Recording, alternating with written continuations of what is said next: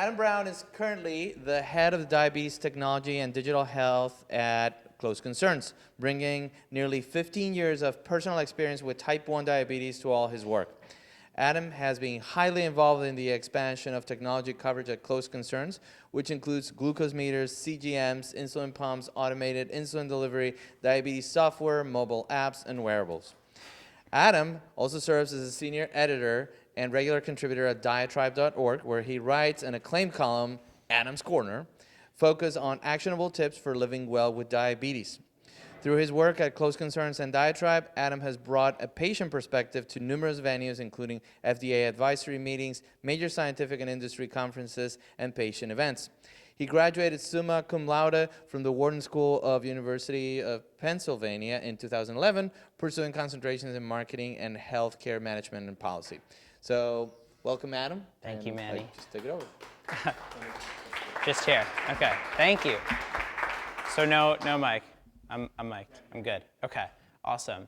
Well, thank you guys for having me. I really appreciate it. How many have diabetes in the audience? Okay. How many get Closer Look from Kelly? Okay. And how many get DiaTribe? Okay. So we got to change that. Everyone should get Closer Look and DiaTribe. And then I just control here. Cool. Okay. So Manny and the team asked me to talk about an article I wrote about 2 years ago. And I thought for a long time, there should really be, as I learned more about diabetes, I thought there should really be a list of all the things that change blood sugar. And I would tell people about this, and they would get really excited about it. And I decided to make it one day. So I emailed it to a couple. I had my list, I had my draft. I emailed it to a couple endocrinologists. And they're like, this is ridiculous, you're missing all this stuff. So I almost did not publish this. It turns out this is by far the most successful, well-read piece I've ever written for DiaTribe, which goes to show you that initial feedback from experts to something isn't a marker of how useful it is to people. So I'll launch in. I guess we'll do questions at the end, but if you have a burning one, I would say just throw it at me.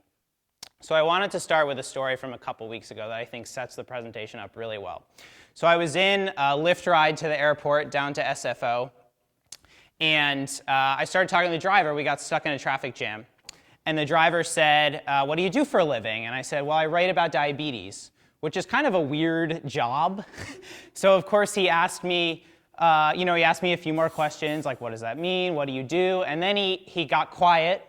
And then he said, well, I'm a type 2 diabetic myself. And so then the floodgates were open, and I was asking him all kinds of questions, because I really like to step out of my box as a patient and understand what other people are going through. So here's what he told me. Checks his blood sugar twice a day, often in the 300s, well over the 300s. He uses sliding scale insulin, so he takes MPH and he takes fast-acting insulin. But it doesn't matter what he eats. So sliding scale is just based on your blood sugar. He only takes his blood sugar twice a day. He takes 2 shots a day. He already has kidney and feet problems, and he's in his early 40s.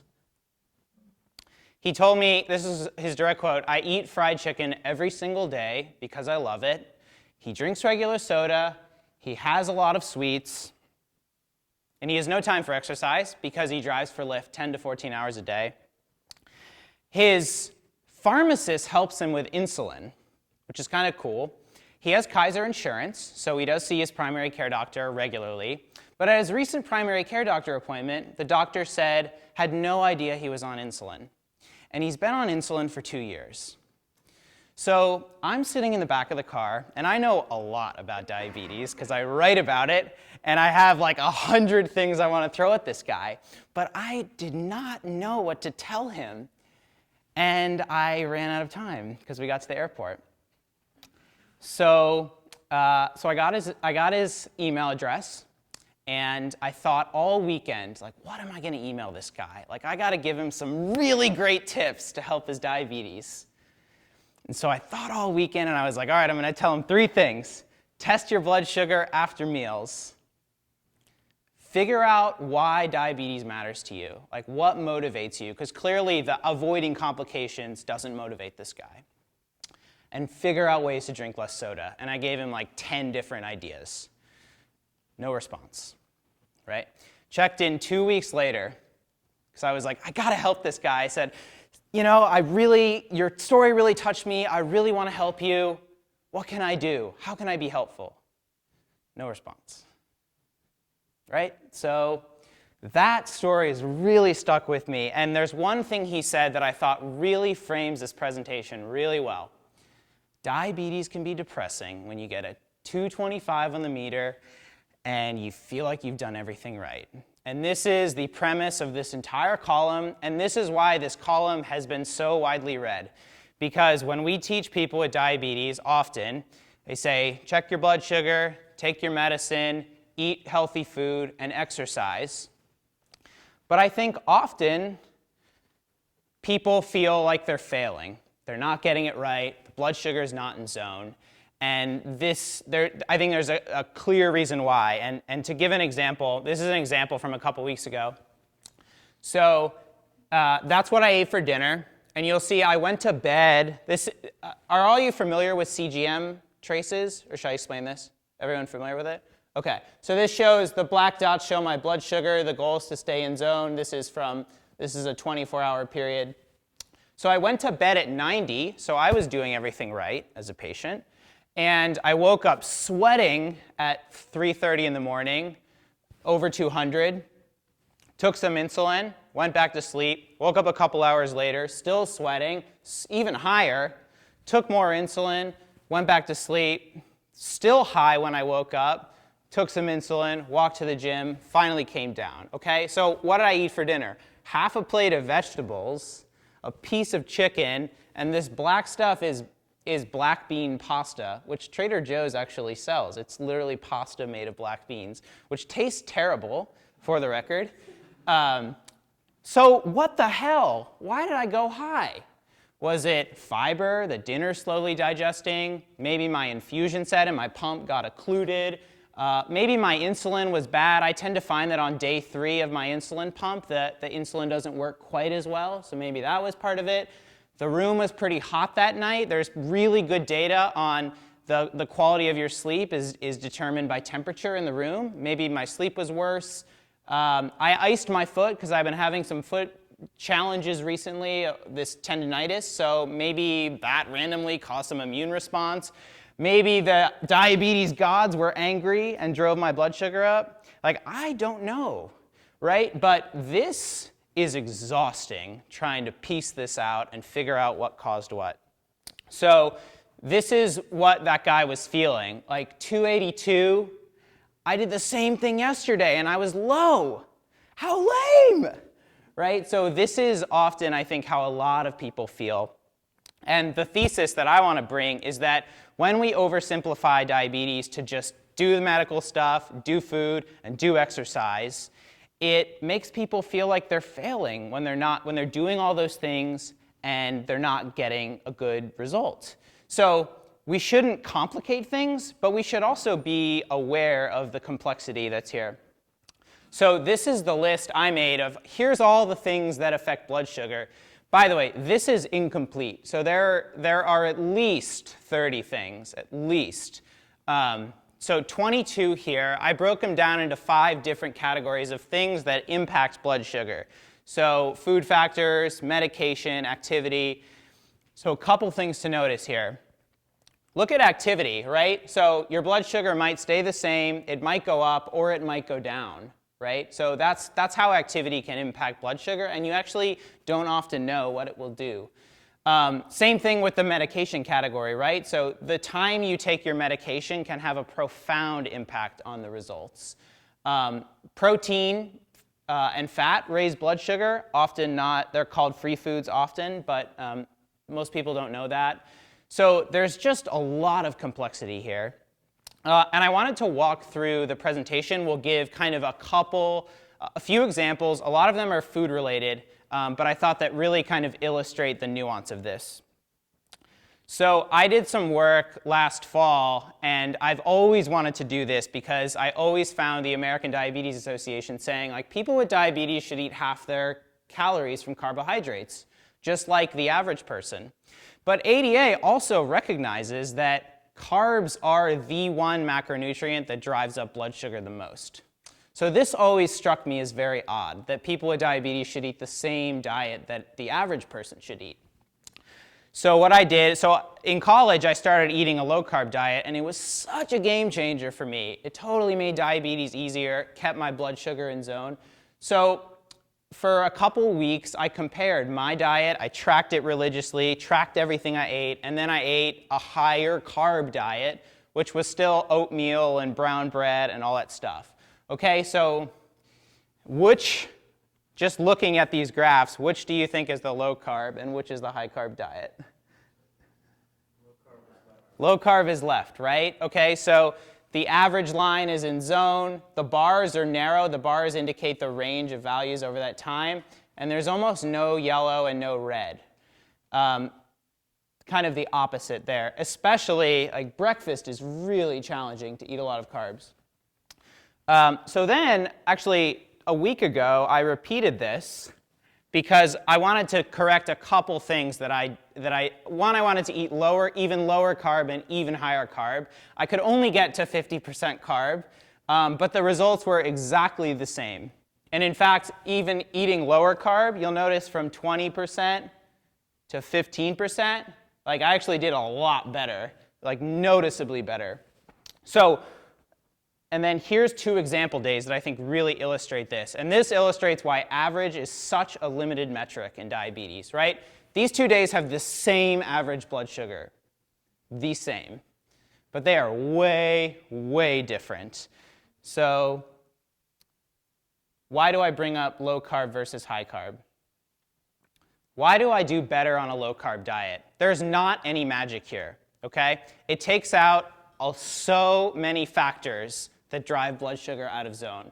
So carbs, when you eat fewer carbs, you have fewer counting errors, your margin of error is wider, and you don't have to deal with unpredictable absorption of eating oatmeal that's been cooked versus not cooked, versus juice. Not all carbs are created equal, which I'll get to in a bit, but when you take that factor out of the equation, you do better. Medication dose and timing. You have to estimate, the boluses on a high carb diet are like 10 and 12 units per meal. On a low carb diet, they're 2 units, right? So if I'm 50% off, that's a 15 unit versus a 5 unit dose on a high carb diet. And on a low carb diet, it's 3 versus 1, right? So the damage that I do from an error is much smaller. There's no need to pre-bolus on a low carb diet. If you miss a bolus, it's not a huge issue. So there are just a lot of things. Activity really accelerates insulin. And I know this is really focused on insulin because that's my experience, but I do think pieces of this do generalize. So this is, I think, why I personally do better eating this way, because I just take out so many of these factors. This is some work I did on breakfast just to tie this carb point off. You can see the blood sugar traces and the meal time and 2 hours later eating these different meals. Almonds, eggs, fruit, and yogurt, okay? So, and this is doing everything that I'm supposed to do, right? Take insulin before the meal, measure food out. So I find it really challenging to eat carbs, and I think the big piece of that is just the number of factors that influence blood sugar. This is an article I wrote like 3 years ago, and I just said, well, are all carbs created equal? Do all carbs raise blood sugar by the same amount? And often people kind of have a sense of this, but so what I did is I just ate 30 grams of carbs of black beans and compared it to 30 grams of glucose tabs. And this was before there were, it was easy to download the Dexcom, so there's a picture of the receiver, but you can see, like, the same 30 carbs, put me at 96 versus 161 from pretty much, I actually started lower with the glucose tab. So just a huge difference in terms of the same thing being a lot more nuanced. Even timing. So I've been experimenting a lot recently with eating an early dinner to see if that makes a big difference for blood sugars. And I find that it does. This graph isn't really the best illustration of it, but this is a pretty late night dinner, and you get this late post-meal rise, and then the whole next day you can see I'm just fighting 150s all day, right? So early dinner, I think this was more, sometimes the shower will also, yet another factor, sometimes hot water will spike the reading on the Dexcom. So I think that's what happened here. But you can see, like, early dinner, stayed in range, and just flat all the next day. So I think even dinner timing has a really big impact. Morning exercise. What is morning exercise going to do to my blood sugar? So we always position exercise as lowering blood sugar. It's not true. So this is I think this was either lifting weights or a morning bike ride, but you can see I went from 100 to 205 in 90 minutes, right? Same thing, I had breakfast, went for a 20-minute walk to work, from 160 right down to 76. So just so much nuance to this factor. This is from earlier this week, actually. I was just, in the afternoon, just 160, 170, 180, kept taking insulin, kept taking insulin, kept taking insulin. Nothing was happening. I'm just flatlining. I was like, maybe I'll change my infusion set. Maybe that'll make a difference. And you can see, like, right when I changed it, boom, right back into zone. So this is so challenging for patients because there's no way to know if it's this or if I'm stressed or if I just ate too much for lunch. So this, I think, is just what's so frustrating. This is very relevant to you guys. So I was playing with a LifeScan meter, and often, since I wear CGM, I get a finger stick and I can compare it to my CGM as kind of a safety check. So I tested 126, tested again 166, tested again 112, tested again 149. Okay, these are LifeScan strips, right? So this is not a store brand manufacturer of strips. So let's break this down. 126, 1 unit dose to get back to 100, which is my goal. 166, about a 3 unit dose. 112, about a half unit dose. And 149, a 2 unit dose. Now let's say hypothetically, I get a 166 and take a 3 unit dose of insulin, but I'm actually 112, right? That's going to put me in the hospital, maybe, or at worst, it's going to put me in the 40s.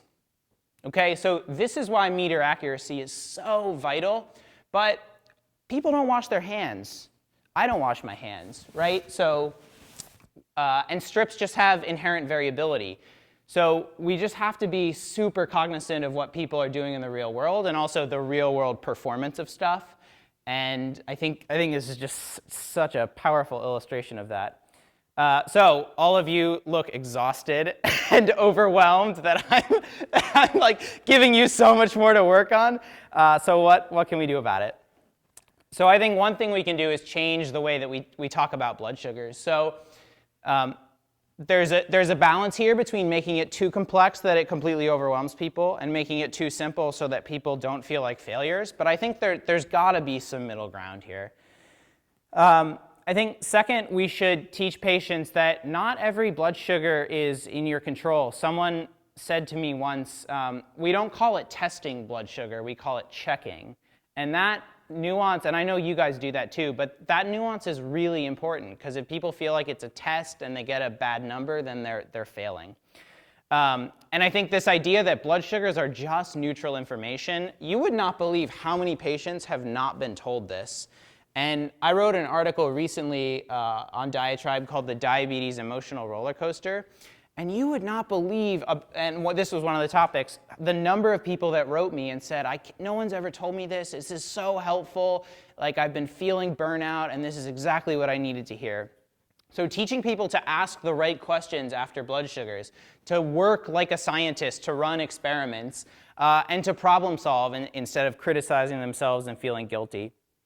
And I think this is maybe more of an issue for type 1s, but these people that are striving for perfection and doing the best that they can, I think the complexity is just very challenging to manage with the current tools.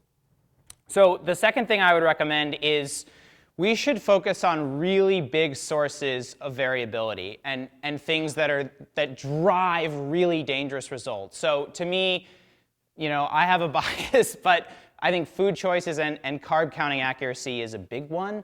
So having people test after meals, just so they get feedback on what went well and what could they do better, is a huge one. And the number of people, I think the average type 1 tests 4 or 5 times a day. I mean, they're not testing after meals, and for type 2s, it's even less.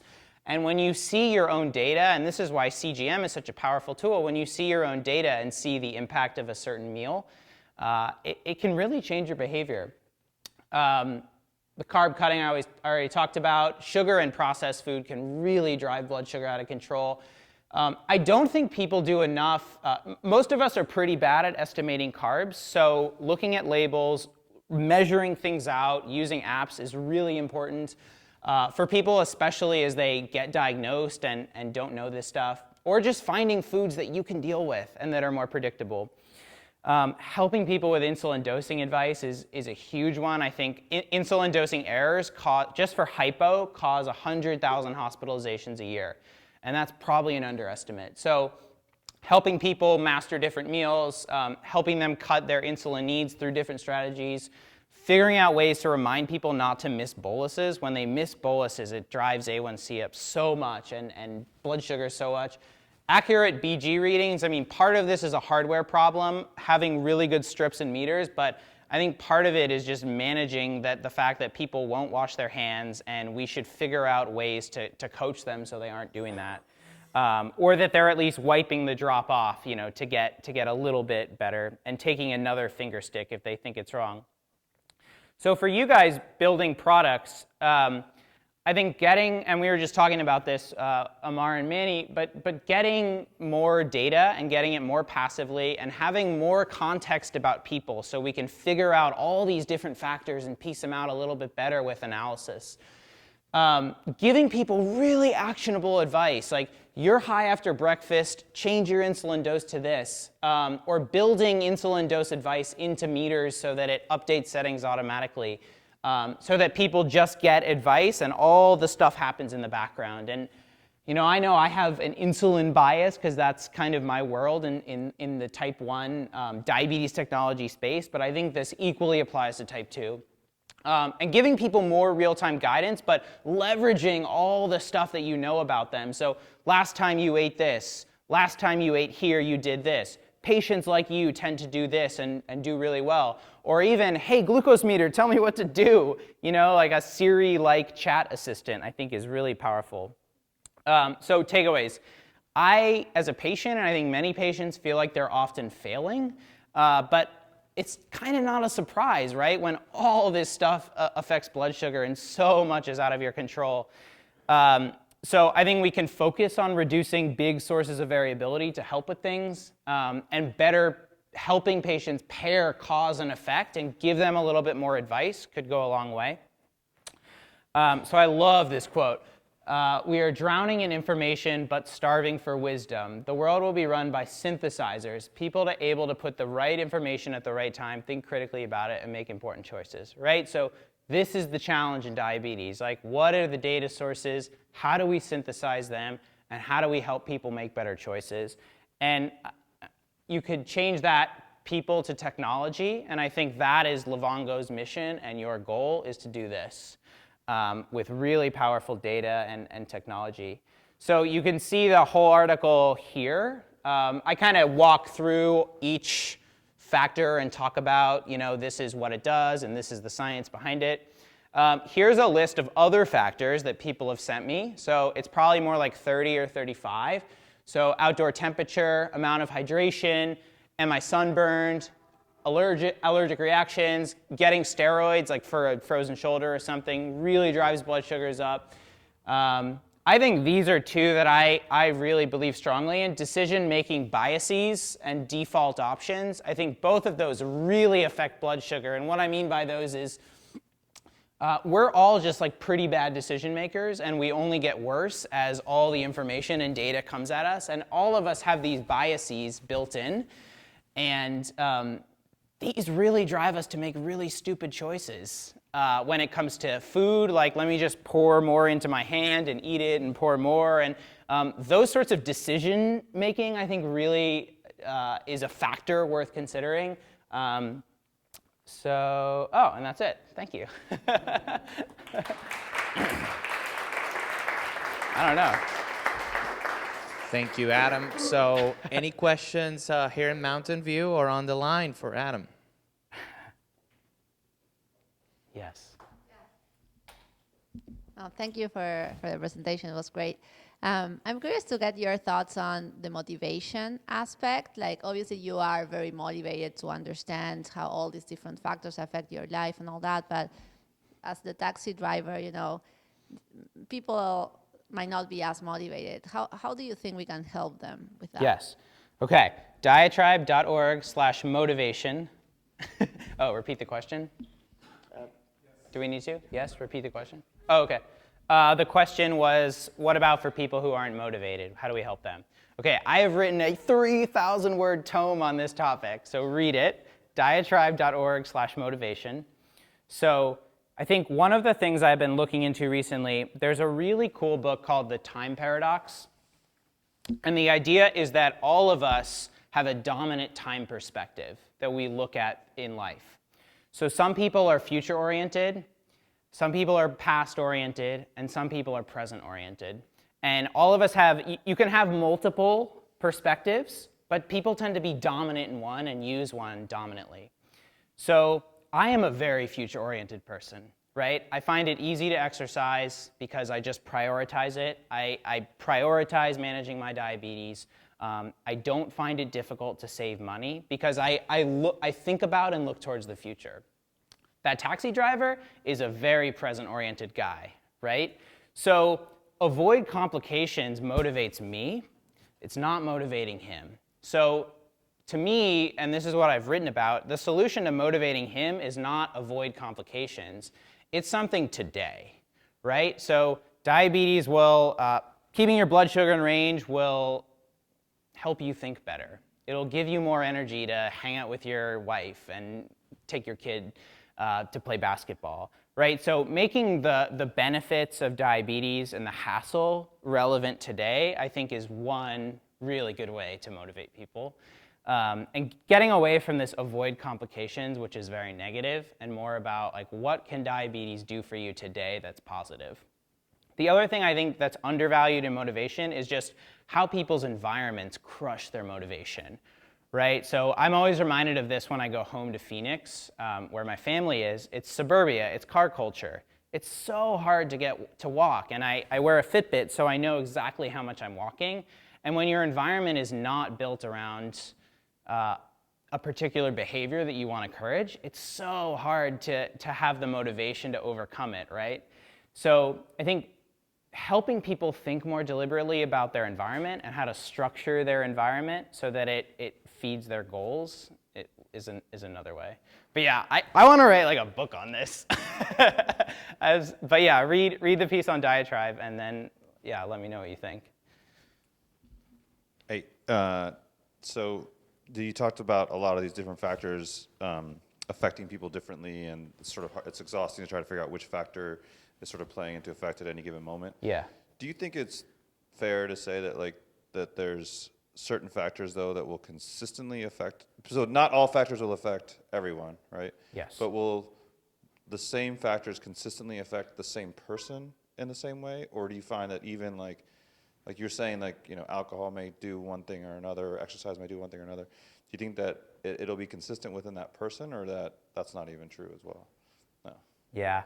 So he was asking, is the same factor, so different factors affect different people, but does the same factor respond the same way in the same person from day to day? That's what you're asking, right? No.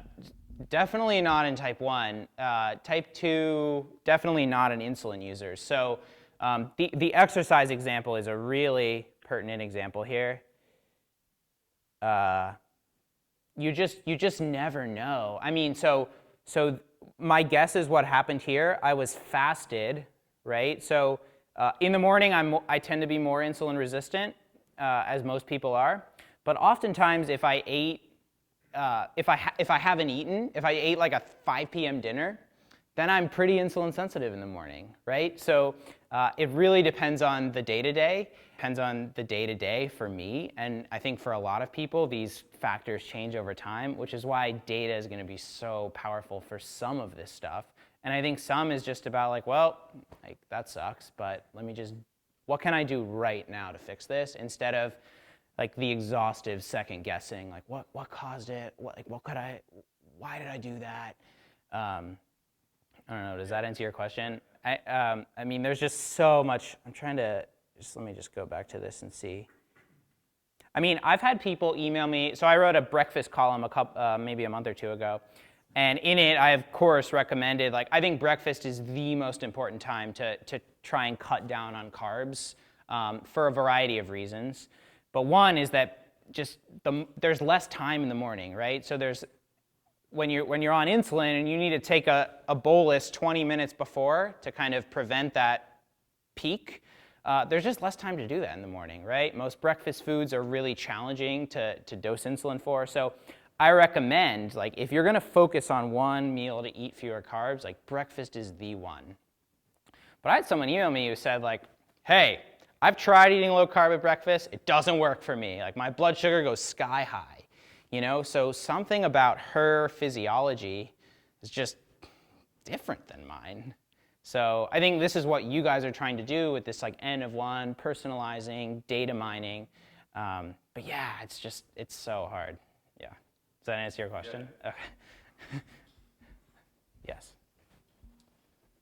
Hey, so I'm also a believer in the low carb diet and how much easier it is to manage. And Yeah. so I'm curious why you think it is that like the ADA and these official organizations don't recommend that more, and why there isn't more popularity behind that for managing. Oh man, I wish we could have a conference on this.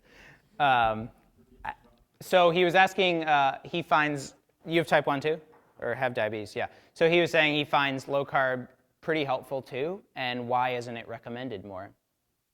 So a lot of this is food politics and the history of the way that we interpret food studies and nutrition studies.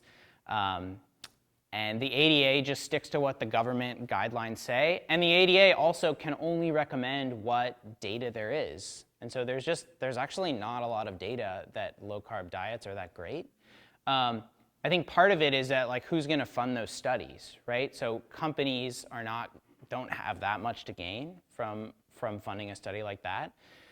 And then part of it is this just like long-standing belief that like eating more fat is just a bad thing to do.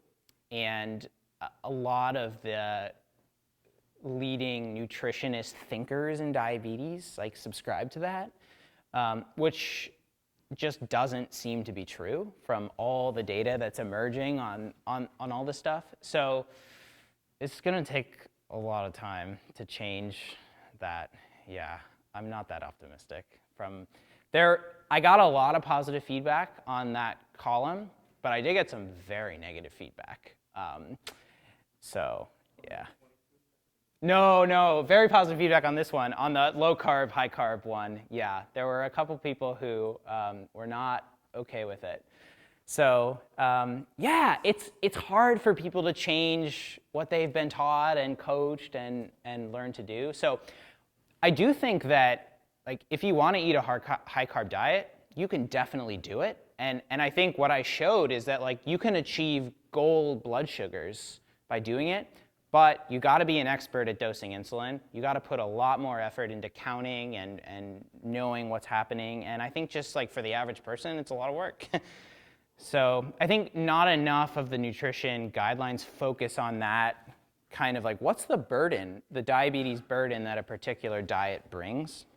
And it's more about, and the other thing is studies often look at A1C as the outcome metric of choice for a diet. And in my first experiment, like, I achieved the same average blood sugar on the two diets. So even if there is a benefit, it wouldn't show up at that metric. I'm trying to fight it though. I'm trying. Other questions in Mountain View or on the line? Yes. So I know we've briefly touched on you're very motivated, and diabetes is something that sort of surrounds your life. I'd be curious to hear a little bit about like how much time or thought, I mean, in terms of right now looking at your CGM to get the readings, how have you integrated that into your life, and how much time does that take you at, recognizing that it's like experience? Great. Cool. So the question was, how much time do I spend on diabetes stuff? So this is kind of touching on what I was just saying. I think I've figured out a system that allows me to put diabetes in the background. So for me, that's like eating low carb is like front and center, the most important decision I ever made, because it takes out so many of the variables that make diabetes frustrating for me. The other one is, even though CGM is thought of as this like burdensome technology, I use it to put diabetes in the background. So if it's not alarming, I just carry on, right? And then when it gives me an alarm, I do something, and then I carry on. And I only test twice a day now. I test in the morning to calibrate, and I test at night, and otherwise I dose insulin off of it because I'm confident in the readings. So I think those two pieces alone have actually let me spend a heck of a lot less time on diabetes than probably many people deal with. So, but yeah, I mean, for the average person, like counting carbs, dosing insulin, dealing with lows, like it would be a lot. But I don't want to like, I don't honestly think I spend that much time on diabetes. Like I spend a lot of time writing about it, but I don't think I spend a lot of time managing it every day, just because I figured out a system that lets me put it in the background. Yeah, which is kind of counterintuitive, huh? Any other questions? Chicago, elsewhere? Come on, Chicago, you must have one. All right, They're all so asleep. thank you. I doubt it. Thank you so much, Adam, for joining us today. Yeah.